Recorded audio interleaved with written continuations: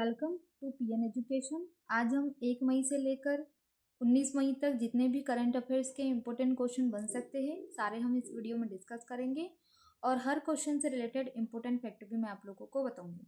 तो इस पूरे वीडियो को ध्यान से देखिएगा। चलते हैं फर्स्ट क्वेश्चन की ओर।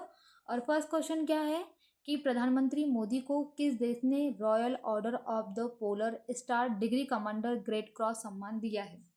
तो ये सम्मान दिया है स्वीडन के द्वारा। प्रधानमंत्री मोदी जी 6 देश की विदेश यात्रा पर हैं। तो ये 17 मई 2026 को स्वीडन की यात्रा पर थे। स्वीडन के प्रधानमंत्री उल्फ क्रिस्टरसन, क्योंकि ये इम्पोर्टेंट नाम है और एग्जाम में पूछा भी जाता है, तो स्वीडन के जो प्रधानमंत्री है उल्फ क्रिस्टरसन के द्वारा जो है प्रधानमंत्री मोदी का स्वागत किया गया और उसी के तहत जो है इन्हें डिग्री कमांडर ग्रेट क्रॉस सम्मान दिया गया। अब जब दो देशों के बीच में कहना चाहिए जब प्रधानमंत्री मोदी जी 6 देशों की विदेश यात्रा पर है, तो क्या इसके पहले भी कहना चाहिए वो स्वीडन गए थे? तो हाँ, 2018 में जो है स्वीडन की यात्रा पे थे। अब स्वीडन के बाद नॉर्वे और इटली जाने वाले हैं। जब ये स्वीडन गए तो वहाँ के जो प्रधानमंत्री है और हमारे यहाँ के जो प्रधानमंत्री है इनके बीच में 5 साल का रणनीतिक समझौता हुआ है। तो इस रणनीतिक समझौते के तहत 5 समझौते हुए, जिसमें से व्यापार को दोगुना करना, एआई और टेक कॉरिडोर विकसित करना, स्टार्टअप और एसएमई प्लेटफॉर्म विकसित करना और रक्षा और अंतरिक्ष सहयोग को बढ़ावा देना। तो प्रधानमंत्री मोदी जी द्वारा जो है कहना चाहिए मुख्य रूप से एआई और टेक कॉरिडोर पर विशेष ध्यान दिया गया है। अब इसके तहत एक क्वेश्चन ये पूछा जाएगा कि प्रधानमंत्री मोदी जी को जो डिग्री कमांडर ग्रेट क्रॉस सम्मान मिला है, तो कुल कितने सम्मान जो है मतलब मोदी जी प्राप्त कर चुके? तो अभी तक प्रधानमंत्री मोदी जी 31 अंतर्राष्ट्रीय सम्मान प्राप्त कर चुके हैं, है ना। अब हम चलते हैं नेक्स्ट क्वेश्चन की ओर। और नेक्स्ट क्वेश्चन क्या है कि हाल ही में खोजा गया डोना नेबेब वैक्सीन का संबंध किस बीमारी से है? तो ये डोना नेबेब जो वैक्सीन है इसका संबंध अल्जाइमर से है, अल्जाइमर, ठीक है। अब यहाँ पे एक क्वेश्चन पूछा जाएगा, ये तो बहुत इंपॉर्टेंट क्वेश्चन है क्योंकि मेडिसिन से संबंधित है और इसको जो है भारत ने पहली बार विकसित किया है। दूसरा, साइंस की कैटेगरी से एक क्वेश्चन पूछा जाएगा कि अल्जाइमर, है ना, मनुष्य के शरीर में कहाँ होने वाली बीमारी, किस भाग में होने वाली बीमारी है? तो ये मनुष्य के शरीर में मस्तिष्क में होने वाली एक गंभीर बीमारी है। तो इस अल्जाइमर रोग से होता क्या है?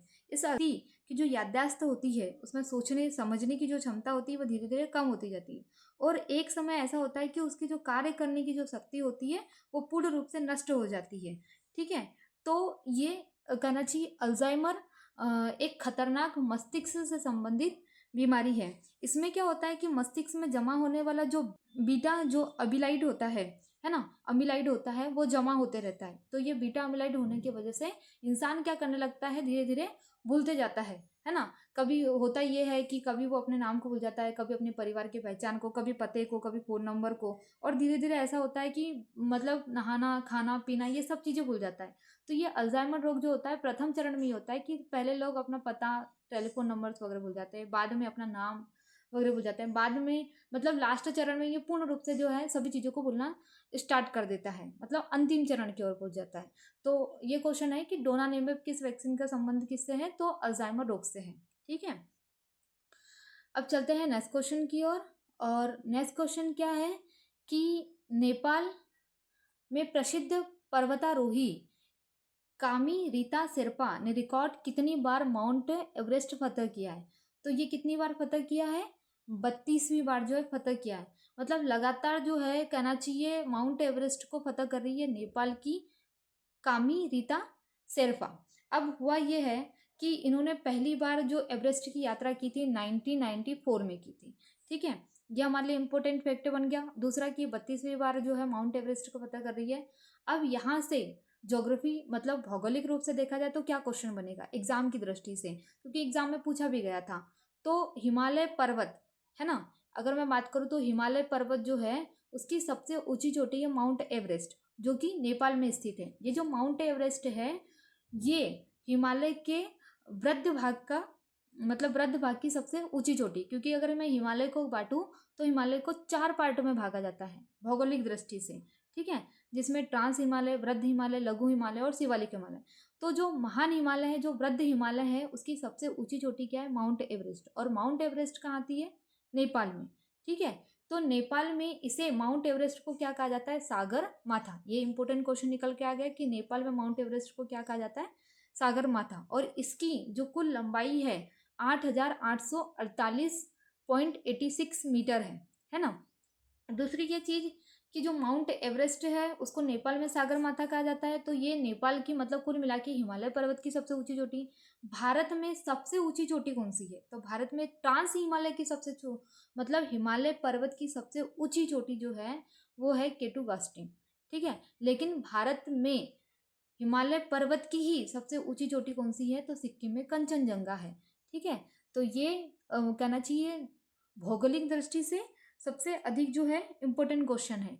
अभी हाल ही में जो इम्पोर्टेंट क्वेश्चन निकल के आ रहा है, क्योंकि करंट का क्वेश्चन है, माउंट एवरेस्ट पर फतह करने वाली पहली नेत्रहीन दृष्टि बाधित जो विकलांग है वो कौन सी है? तो हिमाचल प्रदेश की है जोगिन आंगमो। ठीक है, ये जोगिन आंगमो हाल ही में 2025 में जो है विकलांग कैटेगरी से, मतलब नेत्रहीन विकलांग कैटेगरी से माउंट एवरेस्ट को फतह करने वाली पहली महिला है। लेकिन अगर पहली विकलांग अगर बोला जाएगा तो भारत में पहली जो विकलांग है जो माउंट एवरेस्ट को फतह की है वो है अरुणिमा सिन्हा। ठीक है, तो कुल मिला के एग्जाम की दृष्टि से ये दोनों ही क्वेश्चन क्या है? इंपॉर्टेंट है। अगर पूछा जाएगा कि भारत की पहली महिला विकलांग कैटेगरी से माउंट एवरेस्ट पर चढ़ाई करने वाली तो अरुणिमा सिन्हा, लेकिन नेत्रहीन विकलांग कैटेगरी से हिमाचल प्रदेश की कौन बनी है? छोगिन आंगमो। ठीक है, आते हैं नेक्स्ट क्वेश्चन की ओर। और नेक्स्ट क्वेश्चन क्या है कि हाल ही में चर्चा में रहा तुंगभद्रा डैम किस राज्य से संबंधित है? तुंगभद्रा डैम मतलब तुंगभद्रा नदी की बात कर रहे हैं, तो ये किस राज्य से संबंधित है? आपके कर्नाटक से संबंधित है। कर्नाटक में जो तुंगभद्रा नदी है वो चिकमंगलुरु जिले से निकलती है। तो तुंग और भद्रा नदी के संगम से तुंगभद्रा नाम पड़ता है। तुंगभद्रा जो है कृष्णा नदी की सहायक है। किसकी सहायक है? कृष्णा नदी की। और तुंगभद्रा का प्राचीन नाम है ना, पुराणों में जो इसका नाम है वो है पंपा। क्या है? पंपा सागर। क्या नाम रखा गया है इसका? पंपा सागर। इसलिए तुंगभद्रा डैम को पंपा सागर भी कहा जाता है। और तुंगभद्रा नदी का नाम क्या है? पंपा सागर। अब हुआ ये कि इस पे जो डैम बना है वो कर्नाटक के बेल्लारी जिलों में है। तो कहना चाहिए जो तुंगभद्रा नदी कृष्णा की सहायक है, तो ये 2 स्टेट से बहती है, एक आपकी कर्नाटक और एक आपकी बहती है आंध्र प्रदेश। तो अब हम चलते हैं नेक्स्ट क्वेश्चन की ओर। और नेक्स्ट क्वेश्चन क्या है कि जो शुभेंदु अधिकारी है ने हाल ही में किस राज्य के मुख्यमंत्री के रूप में शपथ ग्रहण की? अगर इसके नाम को देखा जाए, मतलब इनके अगर नाम को देखा जाए शुभेंदु, तो याद निकलता है यार बंगाल का नाम है। तो जो पश्चिम बंगाल है वहीं के जो है सीएम बनाए गए शुभेंदु अधिकारी। इसके पहले जो कौन सीएम थे? तो ममता बनर्जी। लगभग 15 साल तक के जो है टीएमसी की सरकार थी। और अभी हाल ही में 294 सीट पर जब चुनाव हुआ तो उसमें से टीएमसी को 80 सीट मिली और बीजेपी को 200 सीट। तो पहली बार पश्चिम बंगाल में बीजेपी की सरकार बन रही है ना। और ममता बनर्जी ने 15 साल तक के यहाँ पर शासन किया था। इसके अलावा अगर मैं बात करूँ तो जो कहना चाहिए बीजेपी की अगर सरकार की अगर बात किया जाए और कहना चाहिए जो सीएम है, तो राज्यपाल क्या कर रहे हैं? 164। अब ये हमारे लिए आर्टिकल बहुत महत्वपूर्ण है कि राज्यपाल आर्टिकल 164 के तहत सीएम की और सीएम के अलावा मंत्रिपरिषद की क्या करता है? नियुक्ति करता है, जिसे बहुमत दल प्राप्त होता है उसे। अभी हाल ही में चर्चा निकल के आ रही है कि जो ममता बनर्जी है उन्होंने अपने पद से, सीएम के पद से इस्तीफा देने से मना कर दिया है, संवैधानिक प्रावधानों का हवाला देते हुए। हमने इसके पहले वाले वीडियो में भी देखा था, है ना। लेकिन हमारे लिए इम्पोर्टेंट क्या है, क्योंकि अभी हाल ही में 5 राज्यों में चुनाव हुए हैं। केरला के हमने जो है सीएम देख चुके थे, अभी हम पश्चिम बंगाल के सीएम देख रहे हैं।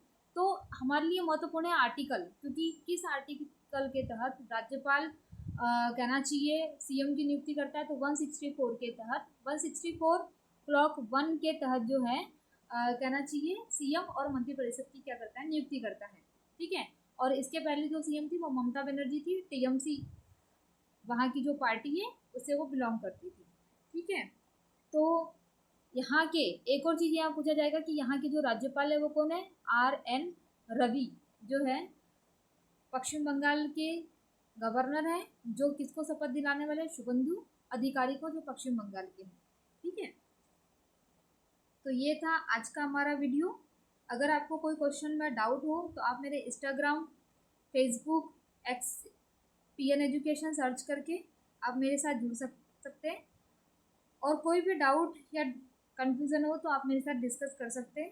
तो ये था आज का हमारा करंट अफेयर्स का वीडियो। आपको ये वीडियो कैसा लगा प्लीज़ कमेंट बॉक्स में ज़रूर बताएं, और अभी तक आपने हमारे PN एजुकेशन चैनल को सर्च नहीं किया है तो प्लीज़ इसे सब्सक्राइब जरूर कर लीजिए।